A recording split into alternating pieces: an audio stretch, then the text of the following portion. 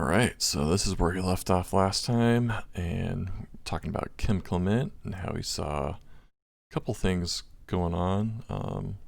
Mainly focus on the year 2027, because from there you get Trump and a couple other things, and a warning about spiritual warfare. But at the end of that, I mentioned the year 1217.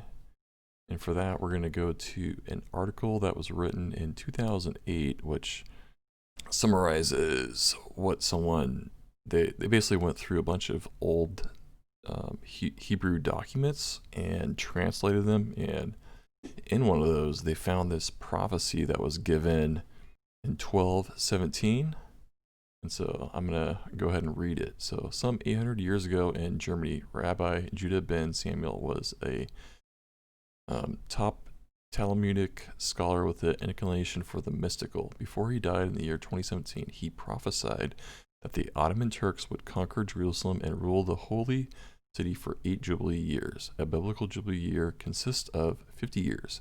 50 multiplied by 8 equals 400 years. Afterwards, according to Ben Samuel, the Ottomans would be driven out of Jerusalem, which would remain no man's land for 1 Jubilee year. In the 10th Jubilee year, the Jerusalem would return to the Jewish people, and then the Messianic Endtimes would begin. So, pretty interesting wording there. This came to pass 300 years after Ben Samuel's death. He could not base this prophecy on events that could be foreseen, but only on the results of his study of the Bible. All right. And so this goes into a couple dates. So the Ottoman Kingdom, so the Turks reigned over Jerusalem in 1517 until the British freed them in World War I in 1917. And so that is 400 years. 8 times 50 is 400. And then, so 1517 to 1917, 400 years. No Man's Land, 50 years, so between 1917 and 1967. Jewish people really couldn't live in Jerusalem at all. It was under British and Jordanian rule at that time. And then the 6-Day War of 1967, Israel captured Jerusalem, and the city returned to Jewish people after basically 2,000 years of exile. And so after that Jubilee, then the countdown for the Messianic age begins. So something interesting, this was published in 2008. Someone's made a nice graphic of that here. So the prophecy was given roughly around this time. The Turks took Jerusalem in 1517, going up to 1917. No Man's Land. 6-Day War, they get it back, and Israel regains control, and then in 2017, the Messianic Endtimes begin. So let's verify some stuff here. 2016, 15, 16, 15, 17. That makes sense for when it happened. So they replace in Palestine. Right around that time is when they started to conquer Jerusalem. And then the next date we have is going to be 1917. Ottomans are defeated. Battle of Jerusalem during the First World War. And they enter Jerusalem on foot. And the Balfour Declaration was issued just a month before. There should be support for a national home for the Jewish people in Palestine.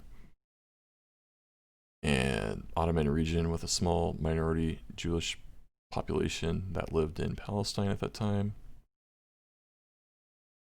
So we're going to go up to 1967, the 6-Day War.